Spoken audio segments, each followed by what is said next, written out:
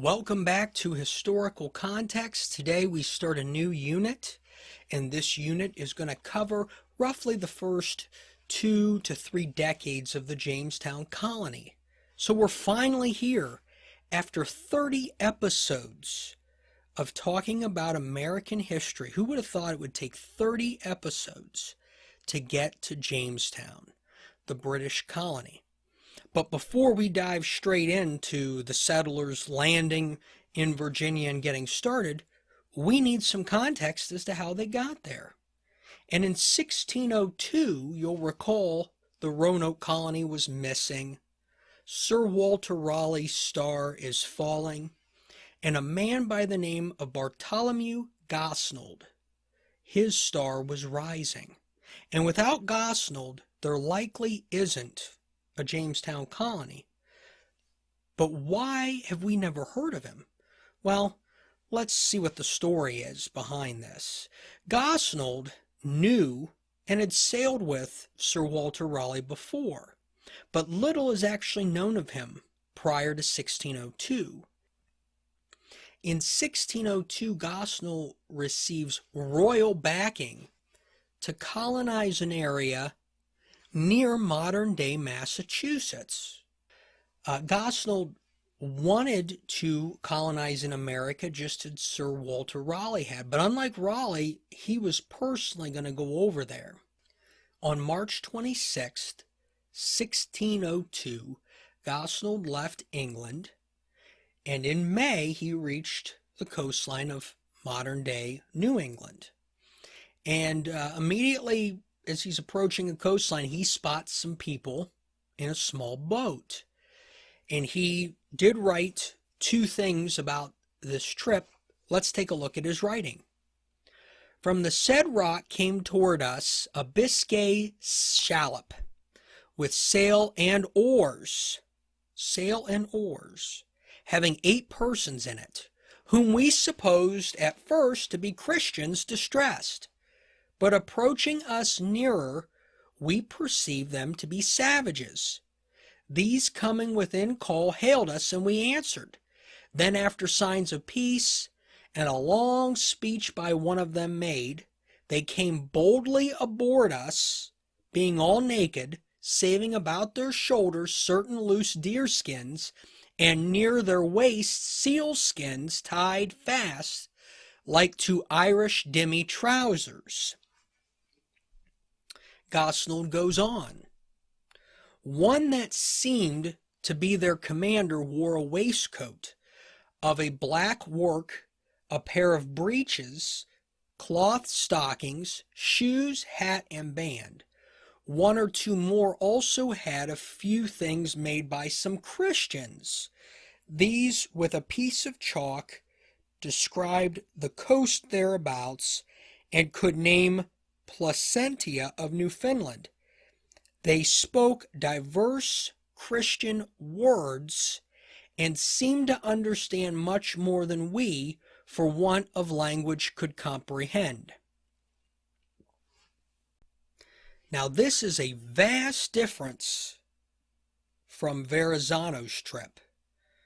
And Verrazano was several episodes ago, probably 4 or 5 months ago, that we talked about him.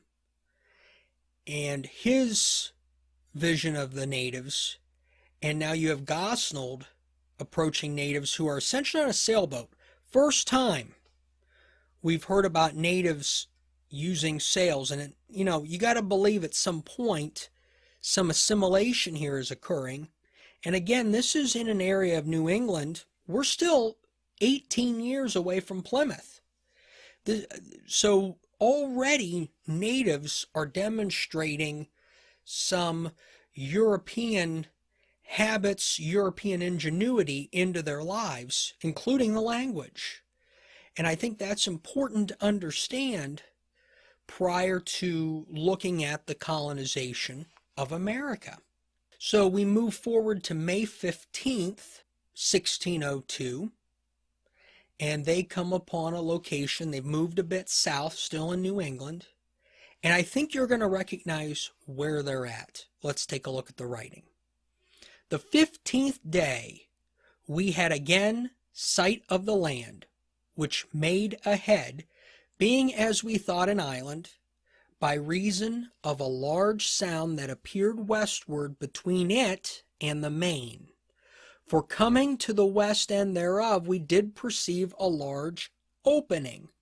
We called it Shoal Hope.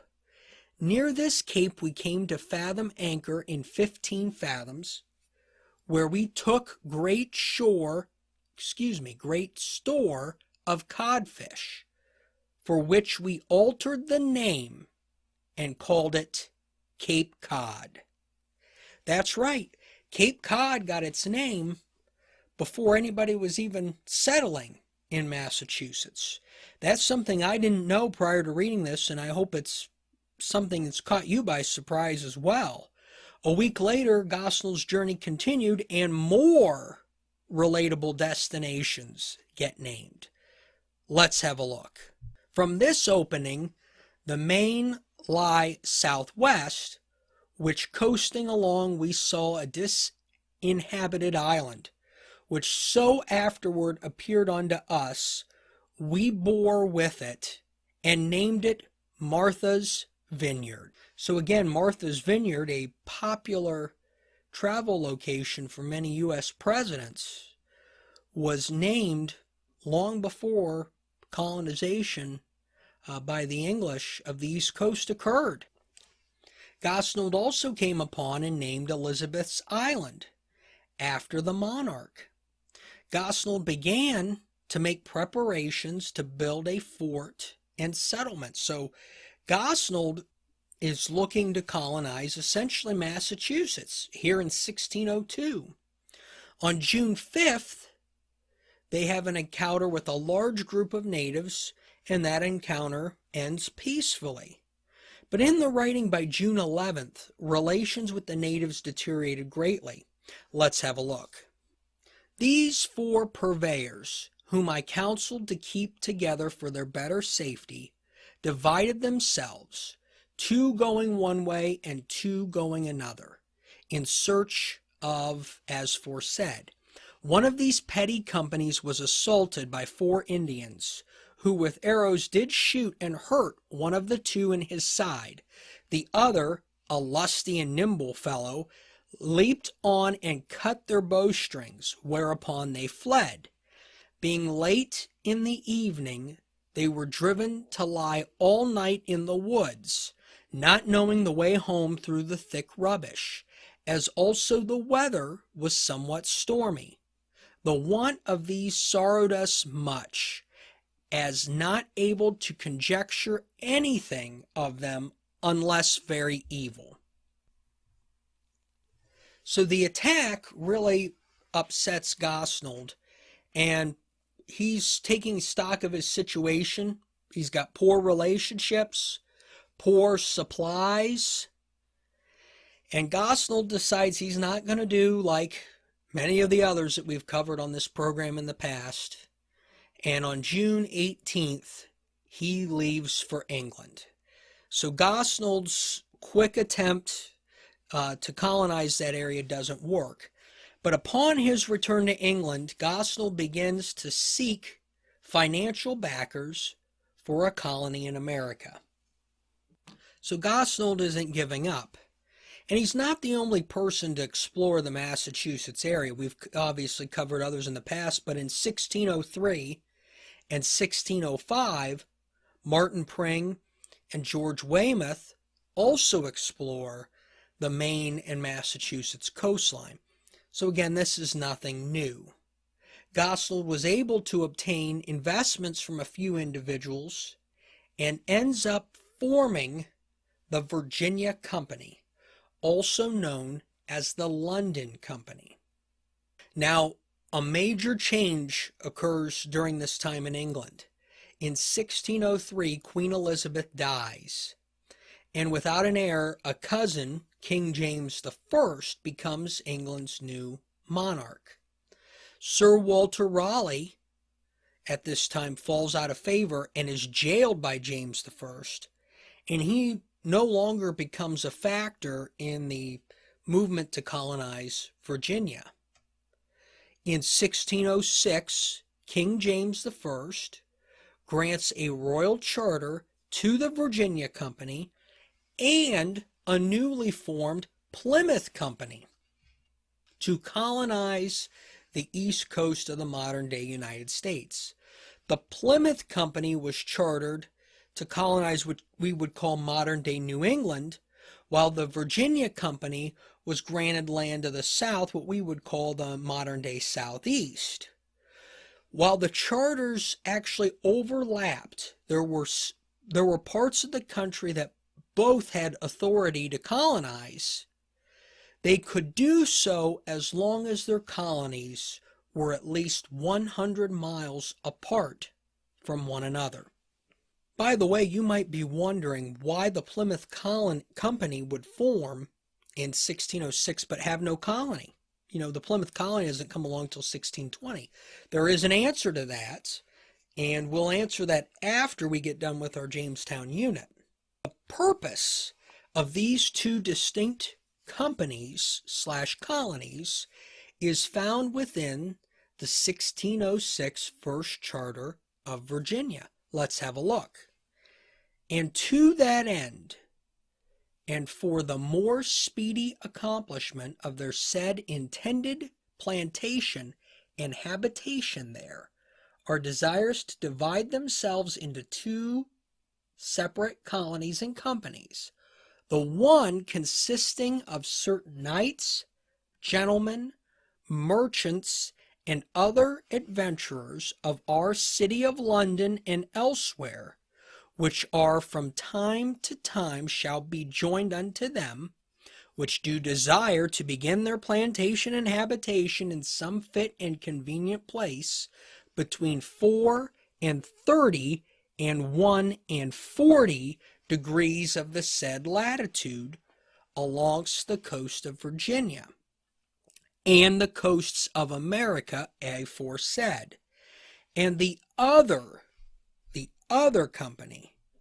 consisting of sundry knights, gentlemen, merchants, and other adventurers of our cities of Bristol and Exeter, and of our town of Plymouth, and of other places, which do join themselves unto that colony, which do desire to begin their plantation and habitation in some fit and convenient place between 8 and 30 degrees and 5 and 40 degrees of the said latitude, all alongst the coasts of Virginia and America as that coast lieth.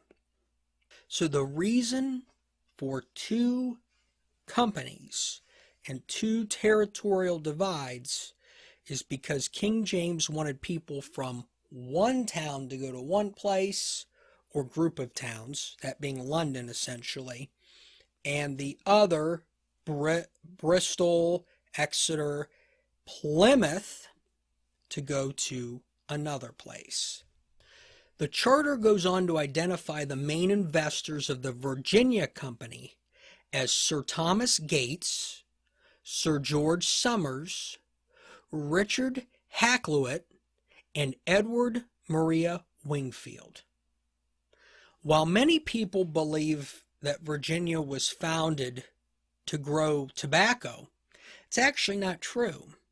In fact, the charter hints to there being no real purpose other than for commerce. Let's have a look. And that they shall have all the lands, woods, soil, grounds, havens, ports, rivers, mines, minerals, marshes, waters, fishings, commodities, and hereditaments whatsoever from the said first seat of their plantation and habitation. So it's set up and established more to be a merchant colony and a commercial habitat than it is to be a specific trade. Now, tobacco obviously would become the big thing, but that would take some time. The Plymouth Company, by the way, their main investors were Thomas Hanham, Raleigh Gilbert, remember Sir Humphrey Gilbert? That's his son. William Parker, and George Popham. And we'll catch up with those guys in a later episode in our next unit. The charter goes on to establish a colonial council of 13 members to be housed in England. This is for the Virginia Company. For the remainder of 1606, preparations were made to set sail for modern-day Virginia and establish a colony. Enter Captain John Smith, possibly the most recognizable figure of the Jamestown colony. And in fact, I'm sure many of you, when I say Jamestown, think of Captain John Smith. Captain Smith was recruited by Bartholomew Gosnold. And so without Gosnold, again, we wouldn't have Captain Smith, probably wouldn't have Jamestown. A little bit about Captain Smith. He was apprenticed as a merchant at the age of 15, and he started traveling at the age of 16. In 1602, he was captured and enslaved by the Turks. He would eventually escape and return to England. And in December of 1606, he, along with approximately 100 other men, left England for Jamestown. Now, Smith is known for his extensive writing on Jamestown, Virginia, and he actually does some writing later about New England. And we touch on a decent amount of that. But I also like the fact that there are writings from other people involved here. And another man is a gentleman by the name of George Percy. He also writes about Jamestown and the journey. Captain Smith, by the way, and I'll probably mention this again, was a very boastful individual. So anything that would represent his shortcomings was not mentioned. So having other people involved here is critical. And George Percy, right away, becomes important. Percy essentially writes that things did not start off well for Smith while they were on the boat to Jamestown. This is from January 6, 1707. Let's have a look. The next day, Captain Smith was suspected for a supposed mutiny, though never no such matter. George Percy is being modest here. Captain Smith was actually imprisoned aboard the ship, accused of mutiny. And somehow, and I don't know the specifics of this, but there was an unsealed order, and it was either aboard that ship or found its way aboard the ship. But this unsealed order is opened in April of 1607 while they're coming up the coast to get to Virginia. And this unsealed order essentially gives or assigns Smith a leadership role within the group, and therefore voids his mutiny charge and very well could have saved his life. So Smith goes from leader to prisoner back to leader before they even set foot on the colony.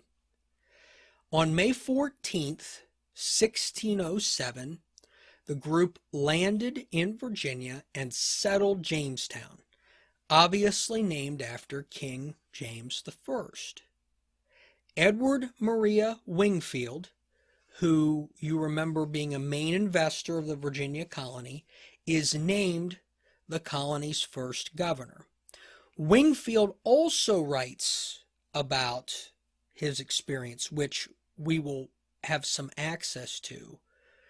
But I will tell you, Wingfield's writing is far more difficult to read than some of the others. But we do use it in today's episode. Among that first group to Jamestown was a blacksmith, mason, carpenters, preachers, and even a barber. Now, a barber had a different purpose in that era. Their first night at Jamestown, the night of May 14th, is their first encounter with the natives, and George Percy writes about it. Let's have a look. The first night of our landing, about midnight, there came some savages sailing close to our quarter. Presently, there was an alarm given, upon that the savages ran away, and we not troubled any more by them that night. Not long after there came two savages that seemed to be commanders, bravely dressed, with crowns of colored hair upon their heads, which came as messengers from the werewolves of Pasiphae, telling us that their werewolves was coming and would be merry with us with a fat deer. So essentially gifts were coming. On May 18th, the native leader returns with 100 armed men. Look out. A colonist sees a native steal a hatchet and recovers it by force. Before a fight could break out, the native leader leaves, takes his group with him, but Percy notes that he left angrily. On May 19th, Percy and a few other men walk inland, going as far as 4 miles. Talk about brave guys after the night before. Percy notes that they came across a native who showed them a garden of tobacco, to which some was given to the colonists. And this is the first actual known account of tobacco at Jamestown, just 5 days in. On May 20th, the colonists have an interesting encounter with a native archer. Let's have a look. One of our gentlemen, having a target which he trusted in, set it up against a tree, willing one of the savages to shoot, who took from his back an arrow, drew it strongly in his bow, shoots the target a foot throw or better, which was strange, being that a pistol could not pierce it. So apparently this native was able to pierce this target. We, seeing the force of his bow, afterwards set him up a steel target. He shot again and burst his arrow all to pieces. He presently pulled out another arrow and bit it in his teeth and seemed to be in a great rage, so he went away in great anger. So Percy records this interesting demonstration, the natives leaving angrily that they could not penetrate the steel armor. So Jamestown continues to build up. On June 15th, so a month after they get there, Percy notes that the fort there at Jamestown was finished and was in the shape of a triangle. On June 22nd, Captain Newport, one of the captains that sailed them over, left for England. And it was hoped that Newport would return in 20 weeks, which is about November, with supplies. On June 25th, the Powhatan Indians come to the village seeking peace. According to Governor Wingfield, the Powhatan live 10 miles from the colony. On July 3rd, Wingfield wrote that 8 natives came to the colony seeking peace, and they inquired about the ships which had left, and Wingfield indicated that the natives had a great fear of the colonist ships. While things seemed to be going fairly well, the journals, and when I say journals, I mean Wingfield, Percy, and Captain Smith, all of a sudden starts to take a dark tone. Now, Wingfield's journal was either altered or heavily damaged, so there's only snippets of information there. But he does mention that between July and September, a colonist by the last name of Kendall is imprisoned, and we will have more on that in the other journals later. In late July, early August, illness hits the colony and hits it hard. From Percy's journal, we hear the following. On August 6th, John Aspey died of, quote, bloody flux. August 9th, George Flower died of, quote, of the swelling. On August 10th, William Brewster died of a wound from the natives. And despite this note of what appears to be conflict, Wingfield writes in his journal, and I quote, "The president hid this our weaknesses carefully from the savages." Percy's journal continues, "On August 14th, Jerome Allicock died of a wound, and 2 others died suddenly." So that's 3 dead in one day. August 15th, Edward Brown and Stephen Galthrope died. August 16th and 17th, there's a death each day. 2 deaths on the 18th and another on the 19th. And on August 22nd, Bartholomew Gosnold dies. And he dies of what they believe was dysentery. That's what they believe most of the people there died from. And Gosnold's death is tragic. It's a big hit to the colony. In fact, he received an honorable burial, and the fort shot off volleys in his honor, which I can imagine probably didn't do good for native relations, by the way. But Gosnold's death is the primary reason why we don't really talk about him today as being one of the forefront people of Jamestown. In fact, I couldn't find any known writings of his of Jamestown, but I did find those writings about him in Massachusetts. August 24th, 2 more deaths. 26th, 27th, and 28th each had a death. September 4th and September 5th each had a death. And at this point, Percy mentions in his journal that many of the deaths were caused by famine and war. Captain Smith describes in his writing the horrible food situation. Let's have a look. "That indeed he allowed equally to be distributed, he being Wingfield, and that half a pint of wheat and as much barley boiled with water for a man a day, and this having fried some 26 weeks in the ship's hold, contained as many worms as grains, so that we might truly call it rather so much bran than corn." Ew. Nothing says welcome to Jamestown like worms in the barley. But that was the food situation. Percy goes on to describe the overall conditions. Let's look at what he has to say. "Being in that weak estate as we were, our men night and day groaning in every corner of the fort, most pitiful to hear. If there were any conscience in men, it would make their hearts to bleed to hear the pitiful murmurings and outcries of our sick men, without relief, every day and night.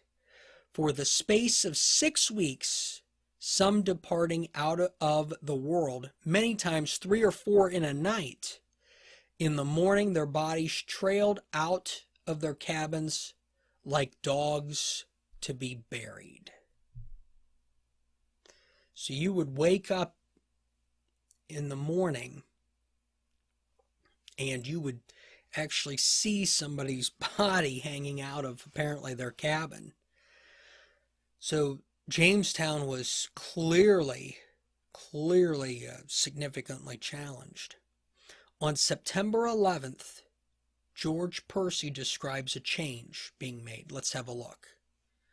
"There was certain articles laid against Master Wingfield, crimes, which was then president. Thereupon he was not only displaced out of his presidentship, but also from being of the council. Afterwards, Captain John Ratcliffe was chosen president." So Wingfield is removed as president, and John Ratcliffe becomes the 2nd governor of Virginia. Wingfield is accused, according to John Smith, of hiding food for himself. So now that there's been a change in leadership, does this help the colony? We'll find out next time on Historical Context.